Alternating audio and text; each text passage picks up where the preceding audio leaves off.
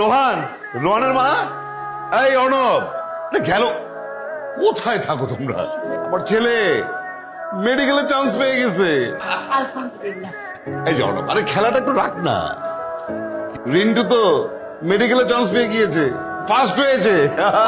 তুমি কাকে কি শোনাচ্ছ বাবা? তোমার এই ছেলে কি এসবের মর্ম বুঝবে? দুইবারে পরীক্ষা দিয়ে কোন রকম এইচএসসি পাস করেছে, এখন কিনা আবার গিয়ে একটা ডিগ্রি কলেজে ভর্তি হয়েছে, সেটাও শেষ করবে কিনা সন্দেহ। হ্যাঁ, তুমি তো অনার্স কমপ্লিট করে একদম দেশ উদ্ধার করে ফেলেছো, তাই না? এক বছর ধরে একটা চাকরি জোগাড় করতে পেরেছো, আবার বড় বড় লেকচার। কি শুরু করলি তোরা দুই ভাই? একটা ভালো খবর এনেছি, কোথায় সবাই মিলে খুশি হবো আমরা না? আর বাইরের গেস্ট আছে, দিচ্ছিস না তোরা? অভিনন্দন স্যার, আপনার ছেলে মেডিকেল ভর্তি পরীক্ষায় প্রথম স্থান অধিকার করেছে। আমি তাহলে আগে ছবিটা তুলে ফেলি।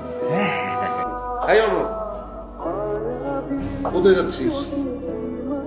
ছবি তুলবো, আয় কাছে, আয় বুকে আয়। স্মাইল। তোর লজ্জা করে না? এই বয়সে এখন গেম খেলিস, তাও আবার বাবার কাছে গেমের টাকা চাচ্ছিস? ওকে বকাবকি করছো না, বুঝিয়ে বললেই তো হয়। তোমার কিছু বলতে হবে না, আমি বলছি। বাবা, তুই তো জানিস আমার চাকরিটা চলে গিয়েছে, সামান্য কিছু টাকাই আছে আমার কাছে। এদিকে রিন্টু মেডিকেল অ্যাডমিশনে টিকে গিয়েছে, ওর ভর্তি হতে টাকা লাগবে। হ্যাঁ, রিন্টু তো তোমার ছেলে, কিন্তু তোমার ছেলে না, তাই না? এখন বড় ভাইয়ের চাকরির জন্য টাকা লাগতো, ঠিকই দিতাম। রিন্টুর টাকা লাগছে, রিন্টুকে দিচ্ছ, কিন্তু আমার বেলায় কিছুই না। বুঝি, আমি সবই বুঝি। আমি শুধু তোমাদের নামমাত্র ছেলে। অর্ণব,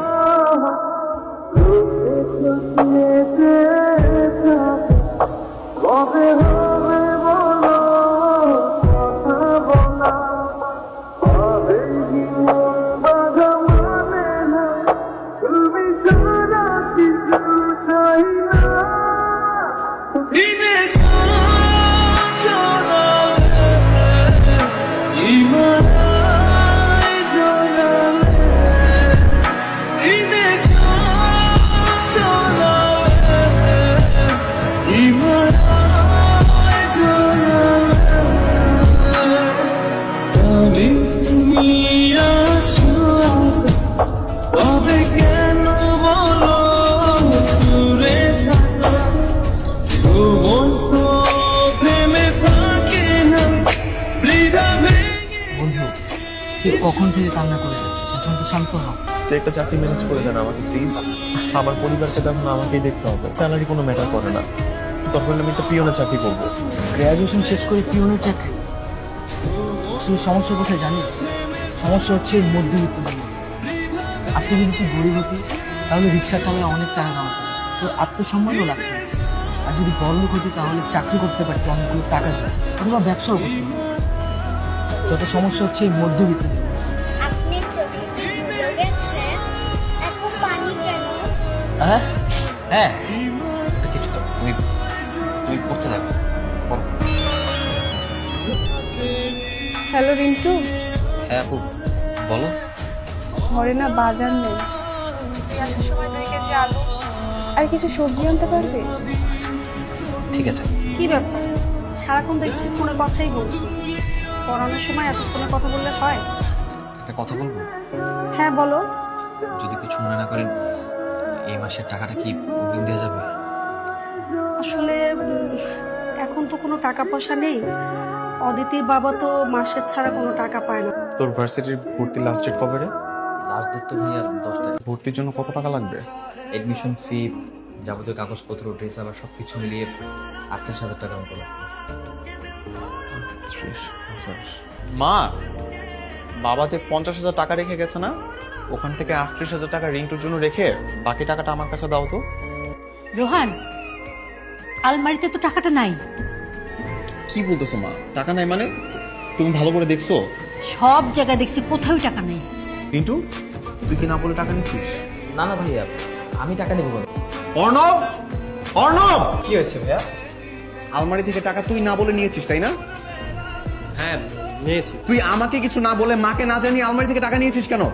আজব ব্যাপার, আমার প্রয়োজন ছিল তাই নিয়েছি, তাতে কি হয়েছে? তোর প্রয়োজন ছিল?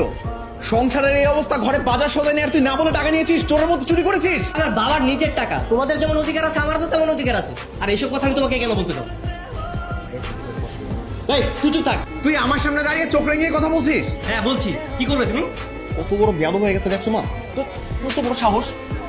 বেরো বাড়ি থেকে তুই, তোর মতো অপরাধ এই বাড়িতে থাকার দরকার নাই। ভাইয়া তুমি আমার গায়ে হাত তুললে। ভাইয়া ভাইয়া তুই ওকে বাড়ি থেকে বের করে দিলি? হ্যাঁ দিলাম মা, ওরকম একটা জঞ্জাল ঘরে থাকা থেকে না থাকা ভালো, আবর্জনা একটা ঘরের জন্য। ওকে তোর কাছে জঞ্জাল মনে হচ্ছে? ও যদি জঞ্জাল হয় তুইও তো এই বাড়ির জঞ্জাল। তোকে থাকার দরকার নেই এখানে, তুই এই বাড়ি থেকে বের হয়ে যা। ভাইয়া মাথা ঠান্ডা করো, আমারও তো সময় আছে তো, আমি সবকিছু ম্যানেজ করে ফেলবো। তোমরা নিজেদের ভিতরে ঝগড়া করো না। আমি জঞ্জাল না, আমি তো বেকার, এই পরিবারের জন্য কখনো কিছু করতেই পারি নাই।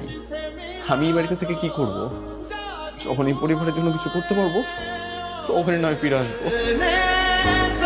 আচ্ছা রিন্টু শোন না, তুই যদি পারিস আসার সময় কিছু আপেল বা কিছু কমলা নিয়ে আসিস। বাবু প্রতিদিন ভাত খাচ্ছে তো, ও একটু ফলমূল পছন্দ করে, দেখ যদি পারিস। আচ্ছা ঠিক আছে আপু, তুমি কোনো চিন্তা করো না, আমি নিয়ে আসবো। আমার মামাটা আপেল খেতে চেয়েছে আর আমি নিয়ে আসবো না, তা হয় না? দুজনে মিলে নাস্তা করে নাও, ঠিক আছে? তুই যদি পারিস আসার সময় কিছু আপেল বা কিছু কমলা নিয়ে আসিস।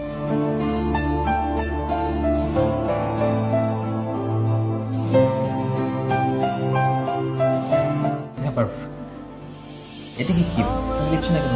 দেখো আজ না আমি দেখেছি স্যারকে চুরি করতে। এই কি বলছো এসব?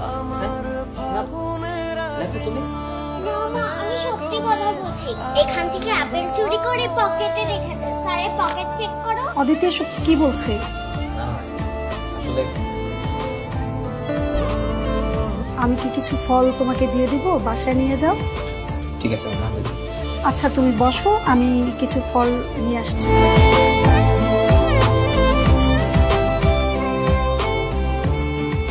কি রে, তুই এত লেট করলি কেন? আপু আজকে নতুন একটা টিউশনি পেয়েছি তো, ওই টিউশনিটা করতে করতেই দেরি হয়ে গেছে। আচ্ছা তুই তাড়াতাড়ি হাত মুখ ধুয়ে নে, মাছকে গরু মাংস রান্না করেছে। গরুর মাংস মানে এত টাকা কোথায় দেবে? করিম চাচার কাছে বাবা কিছু টাকা দিল, ওটাই আজকে দিয়ে দিস। করিম চাচার কাছে বাবা টাকা পেতে মানে? আমি তো জানি করিম চাচাই বাবার কাছে টাকা পায়। চাচা, কালকে টাকাগুলো কার হাতে দিছিলেন? তোমার বোনের হাতে দিয়েছিলাম। ডিসেম্বরে কি ওরা খুশি ছিল? ওরা অনেক খুশি।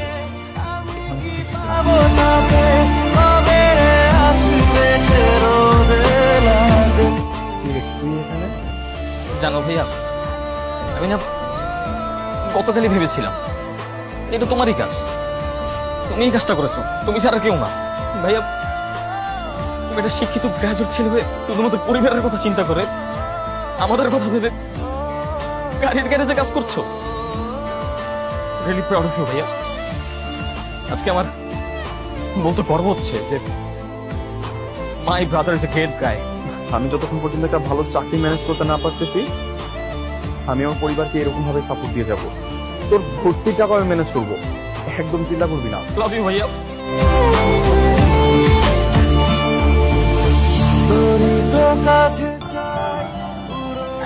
হ্যালো হ্যালো রিন্টু, কোথায় তুই? কেন কি হয়েছে? মাফিয়াকে ধরতে গিয়ে সিঁড়ি থেকে পা পিছলে পড়ে গেছে। কি কি বলছিস? আচ্ছা ঠিক আছে, আমি তাড়াতাড়ি আসতেছি। ওকে। কি হয়েছে রে? ভাইয়া মাথা হাসপাতালে, সিঁড়ি থেকে পড়ে গেছে, জলদি যেতে হবে, চল। কি বলছিস?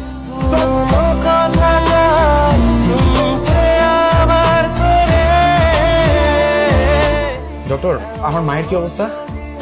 ওনার অবস্থা খুবই সিরিয়াস, খুব দ্রুত অপারেশন করতে হবে। আপনারা একটা কাজ করুন, যত দ্রুত সম্ভব 3 লাখ টাকা আমাদের ক্যাশ কাউন্টারে জমা করে দিন। কি বলেন ডক্টর? 3 লাখ টাকা মানে?